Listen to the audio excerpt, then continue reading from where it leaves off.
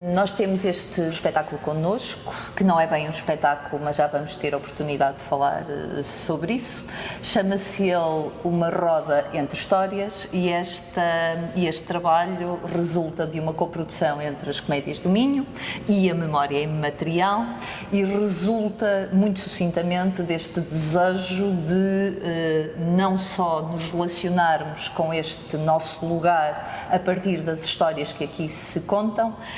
mas também percebendo que se calhar estas histórias que pertencem ao Minho não são só do Minho, mas passamos para a memória material para falar sobre isso.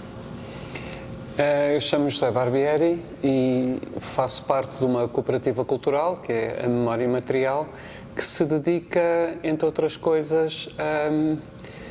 a procurar e a registar em vídeo tudo o que tem a ver, todo este grande mundo ligado à tradição oral, às expressões orais, ao saber fazer e a todo este mundo que de algum modo hoje se chama património cultural imaterial. Neste trabalho nós recolhemos histórias no país todo, junto de quem nos quer oferecer todo esse mundo incrível de histórias e é ponto assente para nós que quando estamos junto de uma comunidade que tão generosamente nos dá algo delas, gostamos de retribuir. Muitas vezes é só porque colocamos o material que nos é dado em vídeo e fica online e toda a gente pode aceder a ele, mas gostamos quando podemos de algum modo voltar à comunidade e oferecer de volta aquilo que eles nos deram. E perante este convite irrecusável das comédias, não é, para tentarmos ir mais além nesta devolução, criamos, não é, em conjunto este projeto que se chama Uma Roda Entre Histórias, em que recontamos alguns dos contos que foram recolhidos pela voz de atores que abraçam um outro modo de estar, que já não é bem o fazer um espetáculo teatral, é o voltar a assumir a pele do contador tradicional, aqueles que existiam em cada aldeia e junto de quem as crianças aprendiam as histórias que já vinham muito de trás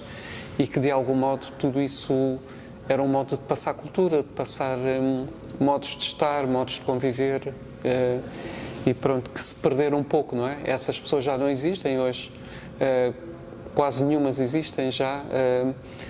mas há todo este novo movimento de novos narradores, quase todos com formação teatral, muitos deles convivem na sua carreira profissional entre o serem atores e trabalharem com companhias de teatro e serem narradores, que é um outro trabalho, mas que voltaram a encontrar espaços para contar novamente histórias que nos vêm e que nos acompanham desde sempre, para novas audiências, para novos públicos e para tentar espalhá-las de outro modo no nosso tempo. Eu acho que aqui também há uma coisa que pode ser importante dizer, é que este processo começou com uma pergunta, não é? E com uma inquietação que era se seria possível juntar contadores tradicionais com as suas práticas, que são muito particulares, e os nossos atores de uma companhia de teatro que, apesar de ter uma linguagem muito variada, porque trabalha com encenadores que são eles muito diferentes, mas se seria uma possibilidade juntar precisamente as suas práticas com as práticas dos contadores de histórias. Por isso é que eu comecei por dizer que este é um espetáculo que não é bem um espetáculo, mas também não é exatamente só um espaço onde se contam histórias. Aquilo que se tentou e que estamos aqui a tentar fazer é precisamente juntar estas duas formas, não forçando num sentido nem no outro, assumindo exatamente que temos aqui atores que, não sendo contadores de histórias, estão agora também a contar histórias. Depois desta carreira, que é dentro do território natural das Comédias do Minho, vamos levar todas estas histórias para um outro território que é o nosso território de sede na zona de Torres Vedras. Portanto, vamos fazer mais 4, 5 espetáculos pelas freguesias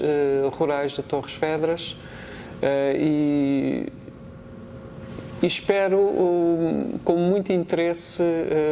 o resultado destes encontros com outros públicos, com outras histórias, porque há algo que se passa com as histórias que nos contam aqui,